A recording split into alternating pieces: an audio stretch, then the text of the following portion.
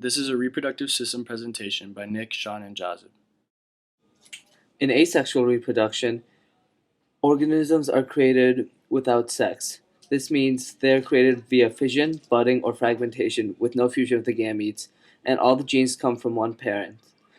This is ideal for creating offspring in very stable and favorable environments with no genetic variation involved. In sexual reproduction, organisms are created through the fusion of haploid gametes, meaning the egg from the mother and sperm from the father, that forms to create a zygote. The genes come from two separate parents, which does not create offspring quickly, but this promotes genetic variation.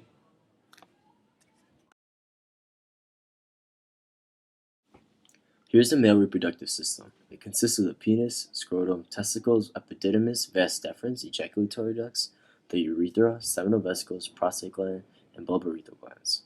There's also a video link at the bottom of the slide for a brief overview of each of these parts of the male reproductive system. This is the female reproductive system. It consists of ovaries, labia majora, labia minora, Bartholin's glands, the clitoris, the vagina, the uterus, and fallopian tubes, which is also known as oviducts. If you want, there's also a video link at the bottom for the anatomy of the female reproductive system. The follicle-stimulating hormone and luteinizing hormone is released to promote gametogenesis and androgen secretion. All male reproductive organs require testosterone functions for protein synthesis, fluid secretion, cell growth, and cell division. Androgen stimulates secondary sex characteristics such as facial hair or the deepening of the voice. These are important sexual features for the selection of mates. This ties back to the natural selection topics that we covered in class. The hormone chemicals are controlled by the hypothalamus, similar to the nucleus of the cell or the control center. It is required for animals to have gamete-producing systems in order to reproduce. Gonads are the systems that produce sperm in males and eggs in females. Evolution of the gamete productions have made reproducing more successful. This diagram shows how gametes are produced in males and in females. Both male and female reproductive systems maintain homeostasis in their own way. In males, the testes retract or hang loose to maintain the optimal temperature for sperm production and storage. In females, the pH levels of the vagina are regulated to kill any microbes, protect sperm, and create an ideal environment for fertilization. In external fertilization, eggs are released by females into a moist environment and then fertilized by sperm. The moist environment is always required, that way the gametes won't dry out, and this is common in aquatic animals. Environmental cues such as temperature and time of day are crucial to this fertilization. In internal fertilization, sperm is deposited near or in the female reproductive tract and then fertilizes the egg in the tract. A moist environment is not needed, and this is common in terrestrial animals. Cooperative behavior and pheromones promote fertilization in this case. Fertilization starts off as a single cell where gender and blueprint is determined. As the baby grows, the baby develops hands and feet, and the cartilage skeleton turns into bone. The enlargement of the uterus and the baby occurs where the baby becomes responsive. In embryonic development, the fetus receives maternal antibodies to fight infections. In birth, the baby's organ systems now function on their own. The membrane and the placenta are expelled, and the baby no longer needs direct life support.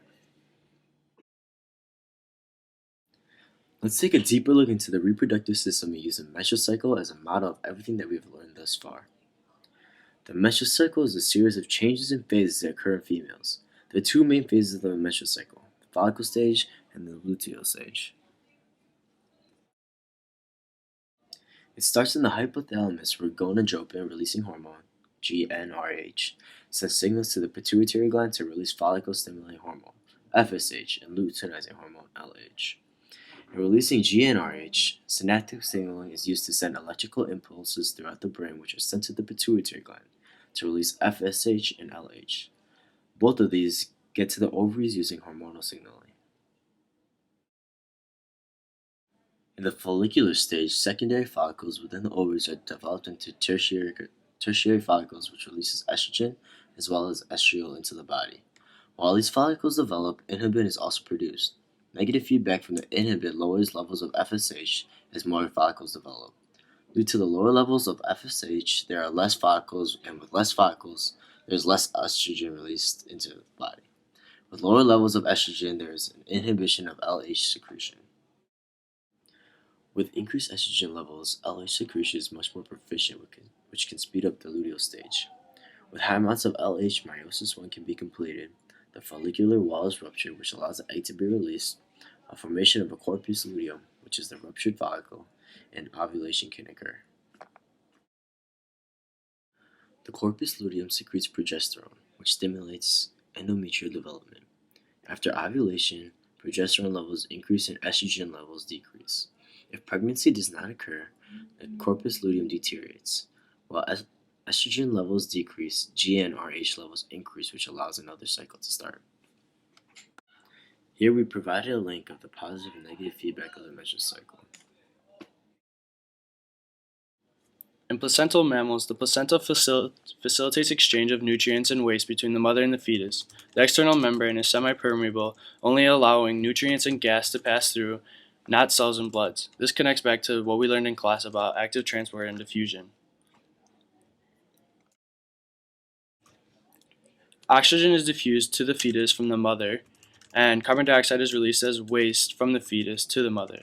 This diffusion of gases essentially creates equilibrium of air pressure and gases between the mother and the fetus. In this diagram, you can see how the mother and fetus exchange nutrients and wastes.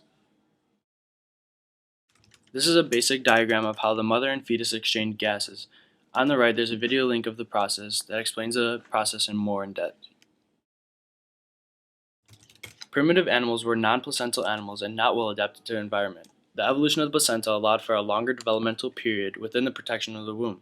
This allowed for placental animals to become more well adapted to their environment. The most adapted animals today are humans, monkeys, and apes, otherwise known as primates.